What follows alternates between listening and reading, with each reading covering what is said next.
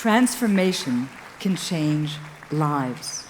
It changes how you see the world, but it also changes how you are with the world because you change with yourself. Now, the challenge with transformation is that it's a feminine process, which means it can be a little messy. Now, I know transformation very well. I've lived with it all my life. I was born in Kansas, and if you don't know about that, that's the land of the Wizard of Oz and tornadoes. And at the age of 14, I was sent from my family in Kansas to live in Brazil.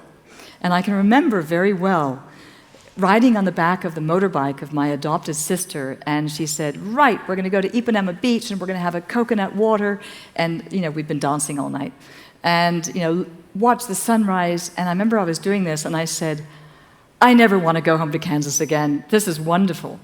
And so I spent the next couple decades really tripping along this yellow brick road, not to go home to the location of Kansas, but to go to a place within me which I call home. Now, when you do this, it creates something which is a direction inside of yourself, which is very important. So what did I do? Well, the first thing I did is I thought, okay, well, home is a location. So what I did was I said, okay, I lived in 10 different countries. I learned to speak 6 different languages, but wherever I went, there I was. And this sensation of belonging just wasn't happening. So I said, well, okay, if it's not that, then maybe it's what I do. So I became a BBC World Television presenter, and I had 2 successful startups, one that was a media company, the other was an international events company. And but that didn't help, because the more I was working, the more stressed I became, and the more disconnected I was. So I said, okay, well, if it's not that, then it must be love. So I got married once, I got married twice, and I even had the little girl's dream of just hoping that a prince was going to sweep me off my feet and, take me in his arms to a palace, and so we could live happily ever after. Well, that actually happened, and I found my prince, and I was living in a palace in Vienna, more miserable than ever. And so I said, you know what, this isn't working. And since I tried all these different things, I said, well, then the only place I can go is inside me. And I guess I have to really do this shift within. So that is when I did this roadmap of what I had to happen, the first point along the way, and that is a direction which is inside you, because you have to shift within. So because I'm a little bit of an obsessive person, I sold all of my possessions, and I spent the next 16 years working very closely with someone that I would say was at the forefront of the field of exploration in consciousness. And she was a person that was the teacher who taught the teachers. You'd never be able to find her online. And every year, for 16 years, I would spend 2 months with her, and what I was witnessing was so incredible that everything that I'd done before that really just, it paled in comparison, because people would come to us, she'd be working with them, and then they would change, and then they would leave a changed person the next day. And I said, what is she doing? How can this work? Now, shifts in consciousness do take time, so it took me about a decade to realize what she was doing. And I suddenly understood, and I said, oh, I see. She's helping the person lower their center of gravity, not from their heads, because most of us live in our heads, right?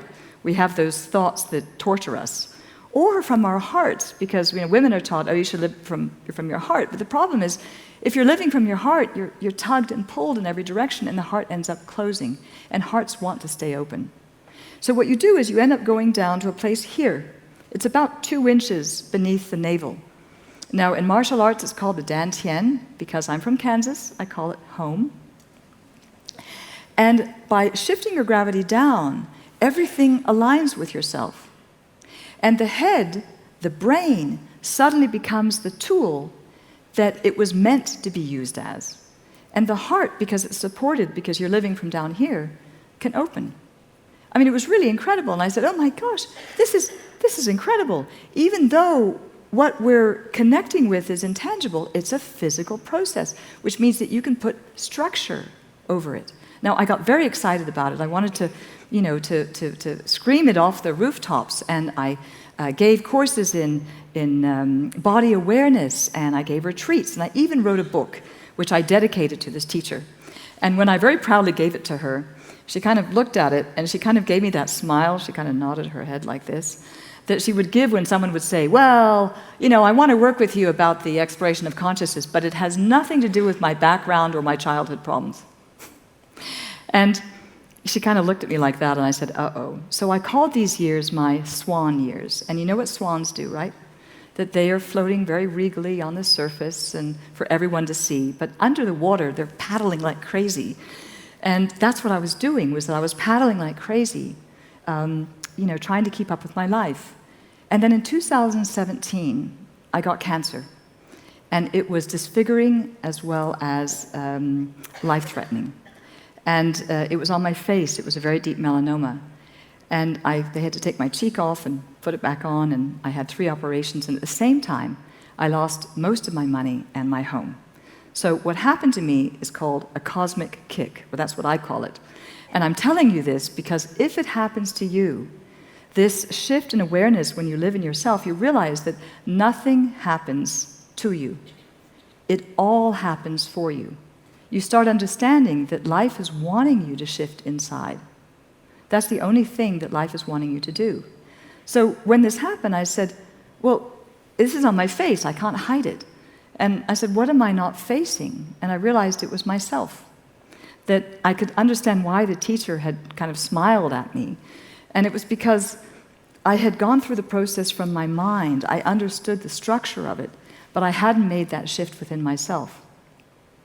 So I stopped my business, I stopped teaching, and I said, now that my face looks like the Bride of Frankenstein on a good day, I'm not going to meet anyone, and I'm just going to get on with my life.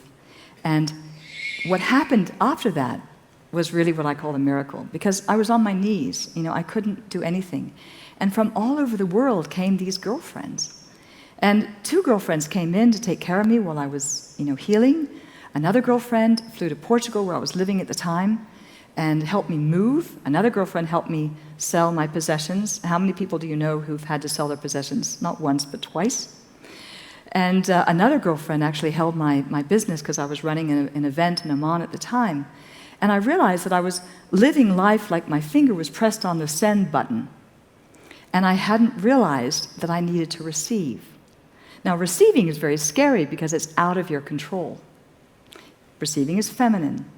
And so you can't approach this, with this raw. Well, I can just force myself through it, because that's not how transformation works. You have to sink into it. And that's when I got the 3rd destination. So you actually have the direction, right, which is inside. Then you have the 2nd, which is a destination, which is home. And then the 3rd is receiving. You have to be open to the unknown. And that's when my shift within began. And it changed everything in my life. And the first thing that it changed was my relationship with my body. Because I said, I see. I actually have a partner that's been with me from the day I was born until the day I die. It has one MO only, and that is to take care of me from the best of its ability for all of my life. And that's very powerful because we don't think of our bodies that way. We want to manipulate them. But our bodies are our greatest friends and allies, especially on this path. And so when I was there, I said, okay, and what else do I have to do? I'm happy. And with my transformed way of seeing life, what happened? Because when you change, the world around you changes. The love of my life came. And I met him, even with my face all a bit lopsided with cancer. And he's the one that said, you have to go back out and share this with the world, and I'll help you put a structure around that. So it's because of him that I'm on this stage talking to you today. So what does it give you? And I'd say it gives you depth. And depth is what all great leaders have. they're in connection with themselves. They're present within themselves. And it's because they're living life from inside out. Most of us are living our lives from the outside in, which is why we're always under pressure and being depressed and being so affected by what people are saying about us. But when you come home, when you become present within your body, you become this fortress because you're present. Now, various different things that bother people disappear. One of them is boundaries, because if you're present, no one can squat. If you're lonely, it's because you've abandoned yourself. You can always come back home again. And also when you're deeper, that means that you have a bigger vision of the world, which allows you to trust what's happening. And that's also very important, because then you don't fear the future, because I know that so many of us do. And we need to become part of the solution and not part of the problem, and be present within ourselves, because I'm going to give you the last secret that it gives you, and it's that you are the gift. Not the work you do. That's the way that you're just sharing yourself with the world. It's very powerful because you don't have to do anything. You don't have to fix anything. Just you sharing yourself is your best way of making the impact that you have always wanted to give to the world. So take it from a girl from Kansas. There's no better place than home. It's in the body, and all it takes is a shift within. Thank you.